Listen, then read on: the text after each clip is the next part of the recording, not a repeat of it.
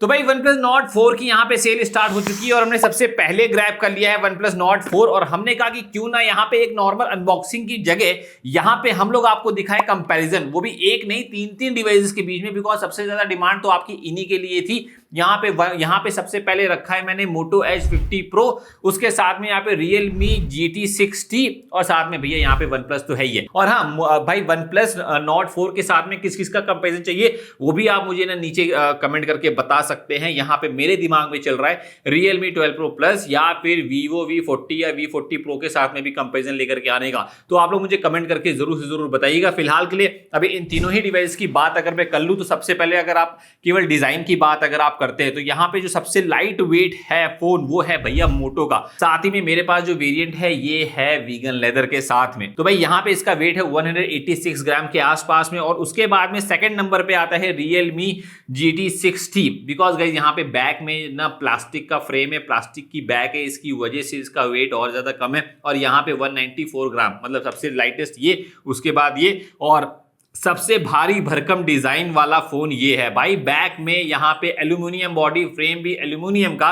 और यहाँ पे ये इसको मिला जुला करके 201 ग्राम्स का बना देता है। आप वाकई में जब इसको होल्ड करते हैं ना, लड़ाई हो जाए तो किसी को मार देना। अरे बाबा! साथ ही में गाइस इन तीनों स्मार्टफोन के बीच में कोई भी वेरिएंट चूज करने से पहले थोड़ा सा सोचना पड़ेगा आपको, क्योंकि यहाँ पे जो 256 GB वाले वेरिएंट है उनका तो यहाँ पे UFS 4.0 के साथ में आ रहे हैं, लेकिन जो यहाँ पे 128 GB वाले वेरिएंट है वो ना UFS 3.1 के साथ में ही आ रहे हैं। और यहाँ पे जो मोटो है ना, मोटो भाई UFS 2.2 के साथ में आता है। तो ये एक डिफरेंस आपको स्टोरेज की रीड एंड राइट स्पीड में देखने को मिलता है। साथ ही में सभी में LPDDR5X की रैम है, सिवाय इसके अंदर आपको मिलती है LPDDR4X की रैम। मैं अगर बता दूं OnePlus का 256 GB वाला वेरिएंट लेकर के आया हूं, बिकॉज 128 GB वाला वेरिएंट वहां पे स्टोर पे था ही नहीं, तो यहाँ पे 256 GB वाला वेरिएंट ही मिला। और मैं भाई यहाँ पे सिल्वर कलर की कोशिश कर रहा था, पर यहाँ पे मेरे पास में ब्लैक ही आया। यहाँ पे ना मेटेलिक ग्रे टाइप का इसका या ना कलर है, तो इसकी जो प्राइसिंग जो मुझे पड़ी है वो एग्जैक्टली 30,000 रुपीज पड़ी है ICICI बैंक का ऑफर लगाने के बाद में। यहाँ पे ना IP68 की रेटिंग देखने को ना मिलती है, तो पानी में गिर भी जाए, बारिश में भी अगर आप हैं तो आराम से इसको यूज कर पाएंगे। खैर आपको एक चीज मैंने यहाँ पे बताया नहीं, यहाँ पे इन तीनों ही स्मार्टफोन में ना एक्वा टच मिलता है, मतलब कि इनकी डिस्प्ले अगर आपका हाथ गीला भी है तब भी आप इसको यूज कर पाएंगे। और बाकी जो दोनों फोन है IP68 रेटिंग के साथ में तो आते नहीं है, लेकिन वो स्प्लैश प्रूफ है। साथ ही साथ में गाइस अगर आप मेरे से पूछेंगे कि भाई किसका सॉफ्टवेयर ज्यादा अच्छा है, तो मैं आपको पर्सनली बताऊं तो यहाँ पे मोटो का ही सॉफ्टवेयर आपको ज्यादा अच्छा लगेगा। 2-3 रीजन है उसके पीछे। पहली बात तो मोटो में फीचर्स भर भर के आते हैं, जैसे आपने ऐसे किया तो ये लाइट जो है ऑन में यार हो गई। साथ ही में आप अपने लैपटॉप वगैरह से कनेक्टिविटी के मामले में भी देखेंगे तो मोटो ज़्यादा इजीली कनेक्ट हो जाता है। बाकी OnePlus और Realme दोनों ही ऑलमोस्ट सेम है, दोनों में ही आपको थोड़े बहुत ब्लोटवेयर देखने को मिल जाएंगे। सॉफ्टवेयर वाइज यहाँ पे मोटो ज़्यादा बेटर निकल के आता है। इसके बाद अगर मैं परफॉर्मेंस की तरफ आ जाऊँ तो भाई आपको देखने को मिलता है OnePlus Nord 4 में 7+ Gen 3 वाला प्रोसेसर, और यही सेम प्रोसेसर आपको Realme GT 6T में भी देखने को मिलता है 7+ Gen 3, लेकिन मोटो के अंदर आपको मिलता है 7 Gen 3, 7+ Gen 3 नहीं है। और तीनों के तीनों जो प्रोसेसर हैं वो यहाँ पे 4 नैनोमीटर के आर्किटेक्चर पे बेस्ड है। तो भाई परफॉर्मेंस टेस्ट करने के लिए मैंने डिफरेंट टेस्ट यहाँ पे रन किए, Antutu benchmark, CPU throttling, 3D benchmark, BGMI speed test, सब कुछ किया। लेकिन मैंने यार ये सोचा कि क्यों ना ये सारे टेस्ट करते करते हम यहाँ पे बैटरी ड्रेन टेस्ट भी इसका लगा ले। तो मैंने सबसे पहले तीनों ही फोन को मैंने फुल चार्ज किया, और फुल चार्ज करने के बाद में मैंने सबसे पहले यहाँ पे Antutu बेंचमार्क रन किया, वो भी without any performance mode, normal mode में थे। उसके अंदर सबसे ज्यादा बेहतरीन परफॉर्मेंस Realme GT 6T की थी, उसके बाद OnePlus की थी, उसके बाद मोटो की थी। फिर मैंने परफॉर्मेंस मोड यहाँ लगाया, उसके बाद में भी हमें यहाँ पे सिमिलर ही परफॉर्मेंस देखने को मिल रही थी। यहाँ पे आउटस्टैंडिंग Antutu बेंचमार्क के साथ में आ रहा था Realme GT 6T। इसके बाद मैंने यार सोचा कि क्यों ना यहाँ पे हम लोग CPU थ्रॉटलिंग टेस्ट करें, तो मैंने CPU थ्रॉटलिंग टेस्ट किया। जो CPU थ्रॉटलिंग टेस्ट के रिजल्ट थे वो और भी ज्यादा शॉकिंग थे। अगर मैं स्टेबिलिटी की बात कर लूं तो सबसे ज्यादा स्टेबल यहाँ पे OnePlus था, जहां पे मिनिमम परफॉर्मेंस बहुत ज्यादा गिरी नहीं थी।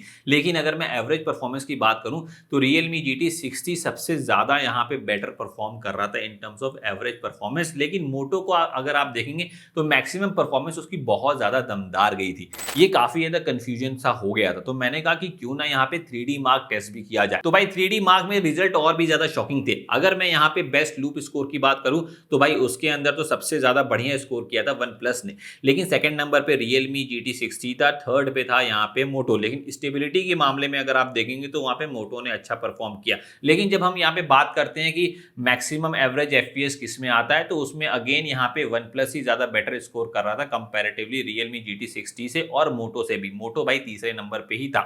इसी के बाद मैंने कहा कि क्यों ना यहाँ पे बैटरी ड्रेन टेस्ट में कर रहा हूँ, तो भाई बैटरी ड्रेन टेस्ट में नॉर्मल केवल यही परफॉर्मेंस ही नहीं यार होती है, इसके साथ साथ में हमें कुछ और भी टेस्ट परफॉर्म करने चाहिए। तो मैंने क्या किया कि YouTube मैंने ओपन किया और 10 मिनट के लिए मैंने 4K में वीडियो को प्ले करके छोड़ दिया। 10 मिनट तक वीडियो मैंने प्ले करी। एक चीज मैंने वहां पे यार देखी कि Realme GT60 में जो मैक्सिमम जो ब्राइटनेस है ना डिस्प्ले की वो 6000 निट्स की, और वो वाकई में भाई सारे ही फोन को फुल ब्राइटनेस पे करने पे समझ में आ रहा था। सबसे ज्यादा ब्राइटर जो डिस्प्ले आ रही थी वो थी Realme GT60 की, सेकंड नंबर पे OnePlus की, थर्ड पे मोटो की। और ये मुझे इंडोर आउटडोर दोनों में ही मुझे सिमिलर टाइप की ही यहाँ पे ब्राइटनेस देखने को मिली है। हालांकि यार इंडोर और आउटडोर दोनों में ही तीनों फोन में से किसी में भी आपको विजिबिलिटी के मामले में दिक्कत देखने को नहीं मिलेगी। एंड इवन गाइस हमने इसके बाद में बोला कि भाई कैमरा भी तो हम लोग करते ही हैं, तो कैमरा में मैंने 4K वीडियो रिकॉर्डिंग लगाई और आपको मैं बता दूं 4K 30 FPS में मैंने तीनों ही फोन में मैंने यहाँ पे रिकॉर्डिंग ऑन करके छोड़ दी थी 10 मिनट के लिए। और उसके बाद जब मैंने यहाँ पे स्कोर देखा तो भाई शॉक था। बैटरी रेंज टेस्ट के अंदर सबसे ज्यादा जो बैटरी बचाई थी वो यहाँ पे OnePlus था, सेकंड नंबर पे और थर्ड नंबर पे हमेशा मुकाबला बराबर का चल रहा था। कभी यहाँ पे मोटो आ गया था, कभी यहाँ पे Realme, लेकिन जो फाइनल फाइंडिंग्स आई वो यही आई कि Realme तीसरे ही नंबर पे था और सेकंड नंबर पे मोटो था। भाई ये बहुत शॉकिंग था मेरे लिए। खैर इसी के जस्ट बाद में हमने भाई बोला कि चलो स्पीड टेस्ट भी करके देखते। तो जो स्पीड टेस्ट था ना जरा वो आप ये देखिए और आप बताइए कि आपको तीनों में से कौन से फोन ज्यादा बेटर समझ में आए। ऐप ओपनिंग स्पीड टेस्ट है, जरा देखिए और जज करिए।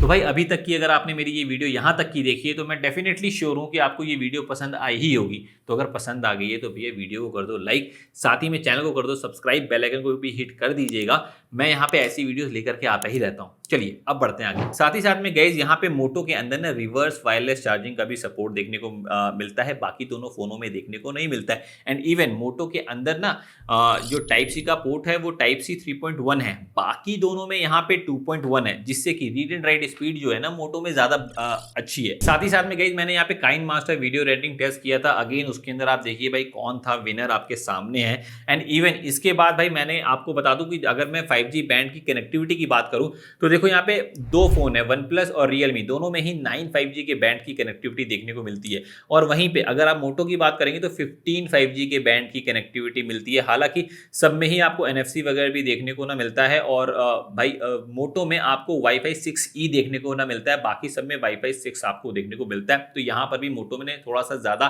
कनेक्टिविटी के ऑप्शंस दिए हुए हैं। साथ ही में गाइस यहाँ पे BGMI की परफॉर्मेंस तो हमसे छूट ही गई, मैंने आपसे उसके बारे में बताया नहीं। देखो भाई ज्यादा कुछ है नहीं, लेकिन मैं आपको सिंपली और बहुत ही इजी तरीके से बताता हूँ। यहाँ पे आपको 90 FPS का सपोर्ट देखने को मिल जाता है OnePlus के फोन में और Realme के फोन में, लेकिन मोटो में केवल आपको 60 FPS का ही सपोर्ट देखने को मिलता है। साथ ही साथ में जब मैं अगर गेम प्ले खेल रहा था तो मुझे वहां पे देखने को मिला, महसूस भी यार हुआ है कि सबसे लोएस्ट परफॉर्मेंस आपको मोटो में मिलेगी। लेकिन लोएस्ट परफॉर्मेंस भी कैसी है कि जो 60 FPS के आसपास में आपको यहाँ पे बहुत ही आराम से गेमिंग करवा के देती है, मतलब 55 FPS के आसपास में आप उससे एक्सपेक्ट कर सकते हैं। लेकिन वहीं अगर आप बात कर ले OnePlus की तो OnePlus भाई यहाँ पे 90 FPS तो आता है पर 90 FPS चलता नहीं है। उसमें थोड़े बहुत बीच बीच में फ्रेम ड्रॉप भी आपको देखने को मिलते हैं। अगर आप देखेंगे तो वन प्लस यार बहुत लंबे समय से ऐसे ही सिनेरियो के साथ में आ रहा है, बीच बीच में उसकी ना फ्रेम ड्रॉप्स होते हैं। साथ ही में मैं अगर बात कर लूं रियलमी की, तो वो सबसे ज्यादा बेस्ट निकल के आता है गेमिंग के परफॉर्मेंस में। यहाँ पे जब भी हम BGMI करते हैं ना, खेलते हैं ना, तो यहाँ पे सबसे ज्यादा जो हीट होता है डिवाइस वो है भाई वन प्लस। एक्चुअल में पीछे की तरफ मेटल की बॉडी है, उसकी वजह से हीट आपको महसूस भी ज़्यादा होती है, लेकिन बाई परफॉर्मेंस में भी आपको थोड़ा बहुत उसका ना रिजल्ट देखने को मिलता है, जहाँ पे परफॉर्मेंस ड्रॉप बीच बीच में कई बार वो कर देता है। खैर, इसी के बाद अगर मैं स्पीकर टेस्ट की बात कर लूँ तो मैंने तीनों में ही भाई दमदार स्पीकर हैं, स्टीरियो स्पीकर्स तीनों में ही देखने को मिल जाते हैं। लेकिन अगर लाउडनेस की बात अगर आप करेंगे तो सबसे ज़्यादा जो फ़ोन लाउड है ना, वो भाई यहाँ पे मुझे वन प्लस या लगा है, उसके बाद यहाँ पे रियलमी, उसके बाद यहाँ पे मोटो। आप यहाँ पे सुन भी सकते हैं कि सबसे ज़्यादा लाउडर कौन है।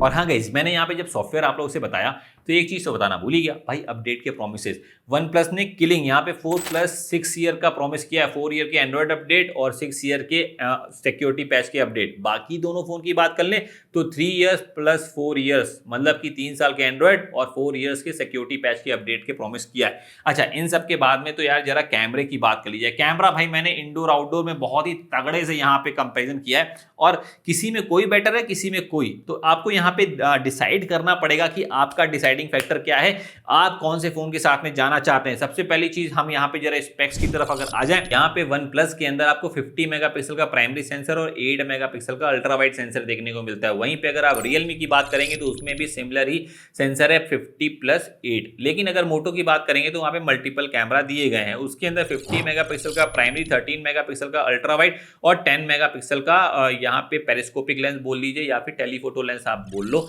वो दिया हुआ है, जो कि 3x तक की ऑप्टिकल जूम वो ले सकता है। तो देखो, सबसे पहले हम यहाँ पे सिनेरियो रख रहे हैं जहाँ पे ह्यूमन फेस इन्वॉल्व है और नॉर्मल 1x से आपने शॉट लिया है, कोई भी जूम इन वगैरह किया नहीं है और ना ही कोई आपने पोर्ट्रेट उसमें लिया है। तो देखो, उसके अंदर होता क्या है कि ज्यादातर मैंने देखा है कि वन प्लस ओवर ब्राइटन करने की कोशिश करता है स्किन टोन को भी और पूरी फोटो को भी। वहीं पे मोटो के अंदर देखा है कि भाई सैचुरेशन लेवल को थोड़ा सा ज्यादा बढ़ा देता है। एंड वहीं पे अगर रियलमी की बात करें तो वो इन दोनों के बीच का काम जो करता है, ना ही भाई एक्सपोजर बहुत ही ना ज्यादा रखता है, ना ही यहाँ पे कलर को बहुत ज्यादा सैचुरेशन में लेकर के आता है। तो स्किन टोन जो परफेक्ट निकल के आती है ना, वो मुझे रियलमी की लगी है। लेकिन अगर डिटेलिंग की बात अगर आप करेंगे तो भैया सबसे बेहतरीन डिटेलिंग आपको नॉर्मल शॉट्स में मोटो के अंदर देखने को मिलती है कंपैरेटिवली वन प्लस से और रियलमी से। साथ ही में गाइस यहाँ पे रियलमी और वन प्लस दोनों ही ऑलमोस्ट सिमिलर टाइप की ही डिटेलिंग रखते हैं। इसके बाद मैंने कहा कि चलो भाई पोर्ट्रेट शॉट लिया जाए, तो पोर्ट्रेट शॉट में हमें यहाँ पे देखने को मिला है कि देखो एक्स्ट्रा एक एच जाता है मोटो के पास में, बिकॉज वो 3x ऑप्टिकल जूम में वो फोटो को लेता है। अगर उसको मैं हटा दूं तो नॉर्मल पोर्ट्रेट में आप अगर देखेंगे तो वहां पे ब्राइटनेस और सैचुरेशन लेवल दोनों सिमिलर सी रहती है, लेकिन डिटेलिंग वहां पे हो जाती है चेंज। सबसे बढ़िया डिटेल लेकर के आता है वन प्लस, सेकेंड नंबर पे रियलमी और थर्ड नंबर पे मोटो। लेकिन ये जो मैंने डिटेल की बात करी, ये मैंने केवल 2x और 6x में बात करी है। अगर आप नॉर्मल वाले शॉट्स आप देखेंगे तो उसमें भाई तीनों में ही सिमिलर टाइप की ही डिटेल यहाँ पे ये लोग यार रखते हैं। यहाँ पे आप हल्का सा एक्स्ट्रा जूम करने की ऑप्शन आता है ना, अगर आप 1x या 3x की जगह किसी और x में जूम आप करेंगे तो उसमें भाई मोटो थोड़ा पीछे हो जाए। साथ ही साथ में कहीं अगर मैं डायरेक्ट सनलाइट की ही मैं अगर बात कर रहा हूँ ना, तो उसमें देखो भाई HDR का बैलेंस तो तीनों ही फोन काफी अच्छा करते हैं। लेकिन मोटो के अंदर प्रॉब्लम है कि वो पोर्ट्रेट शॉट में ना चेहरे पे थोड़ा सा यहाँ पे ब्लेमिशेस वगैरह लेकर के आता है कंपैरेटिवली रियलमी और वन प्लस के। वो दोनों तो काफ़ी ठीक ठाक परफॉर्म करते हैं, लेकिन भाई मोटो को एक एडवांटेज जाता है जो 3x उसका ऑप्टिकल जूम का मिलता है ना, उसमें वो इस चीज़ को बैलेंस कर लेता है। साथ ही साथ में गाइस मैंने यहाँ पे इन तीनों ही फोन से वीडियोज़ भी लिए, तो जरा वीडियो आप देखिए। तो भाई यहाँ पे आपने वीडियो की अगर मैं क्वालिटी की बात बताऊँ तो 4K 60 FPS 4K 30 FPS ऐसा कुछ यहाँ पे डिफरेंस आपको देखने को मिल रहा है। लेकिन यहाँ पे जिन फ़ोनों में 30 FPS आ रहा है वो मैंने आपको दिखाई यार दी। लेकिन ओवरऑल अगर मैं बात करूं कि भाई इनमें से कौन सा फ़ोन ज़्यादा बेटर क्वालिटी के साथ में आ रहा है, तो मुझे अभी समझ में नहीं आ रहा। अभी ये वीडियो होने के बाद में मैं आपको बता भी दूंगा कि मुझे कौन सी वीडियो ज़्यादा बेटर लगी। बट अपार्ट फ्रॉम दैट यहाँ पे अगर एक चीज़ और आप देखें कि बैकग्राउंड में थोड़ा सा यहाँ पे सन है, थोड़ी सी यहाँ पे रोशनी ज़्यादा है, तो यहाँ पे HDR का बैलेंस ये कैसे कर रहा है, थोड़ा सा यहाँ पे रनिंग करके दिखाएंगे वो वाले की तरफ आ जाओ।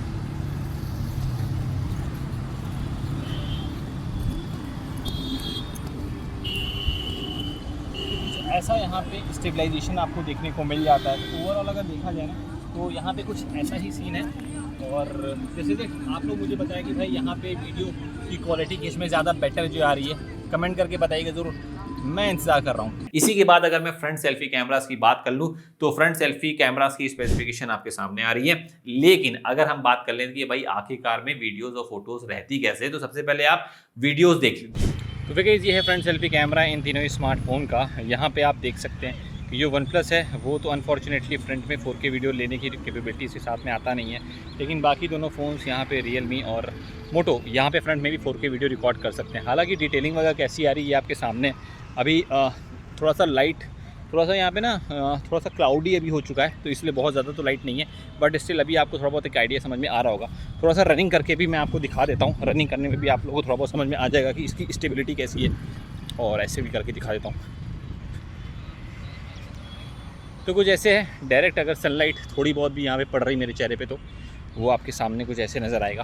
देखिए क्लाउड है, क्लाउड के पीछे छिप गया है सन। सो ज़्यादा शाम नहीं हुई है। और हाँ, मेरी ऑडियो कैसी आ रही है ये भी ज़रा मुझे कमेंट करके बताइएगा, ऑडियो प्रॉपर आ रही है या फिर नहीं, बताइएगा ज़रूर कमेंट करके। I am waiting for your response बड़ी, बताइए। और भाई इसी के बाद अगर हम बात कर लेते हैं फोटोज़ वगैरह की, तो फोटोज़ वगैरह में तीनों ही फ़ोन काफ़ी ऑसम परफॉर्म करते हैं एंड इवन डिटेल वगैरह भी सभी में काफ़ी ज़्यादा अच्छी है। लेकिन अगर आप ओवरऑल मुझसे पूछे कि भाई कौन सा फ़ोन या कौन से फ़ोन का कैमरा ज़्यादा ना बेटर है, तो भाई चूज़ करना बहुत ज़्यादा मुश्किल है। देखो मोटो में आपको एक अलग कैपेबिलिटीज़ मिलती है कि 3x में भी आप पोर्ट्रेट शॉट ले सकते हो। अगर आप उसके साथ उसकी वजह से उसके साथ में जाना आप चाहते हो तो आप जा सकते हो बेशक। लेकिन OnePlus में क्या है ना, कभी कभी एक्सपोजर लेवल को थोड़ा सा ज़्यादा करता है, तो उसकी ना वजह से भी मेरे को एक डाउट आता है दिमाग में। देखो मैंने सारी चीजें आपको लाइन बाय लाइन मैंने रख करके आपको मैंने बता दिया आखिरकार तीनों में से कौन सा फोन लिया जाए। तो भैया ये आपकी रिक्वायरमेंट, आपकी नीड के ऊपर निर्भर करता है। आप कमेंट में अपनी नीड और रिक्वायरमेंट डालिए, मैं आपको बता दूंगा कि इन तीनों में से कौन सा फोन आपके लिए बना है। ठीक है, तो ये इस पर्टिकुलर वीडियो में इतना ही था भाई, बहुत ही डिटेल में बनाई मैंने आप लोगों के लिए। आई होप कि आप लोगों को पसंद आई होगी। तो पसंद आई है तो लाइक करना भूलना नहीं, और भाई चैनल पे नए तो सब्सक्राइब करना भी भूलिएगा नहीं।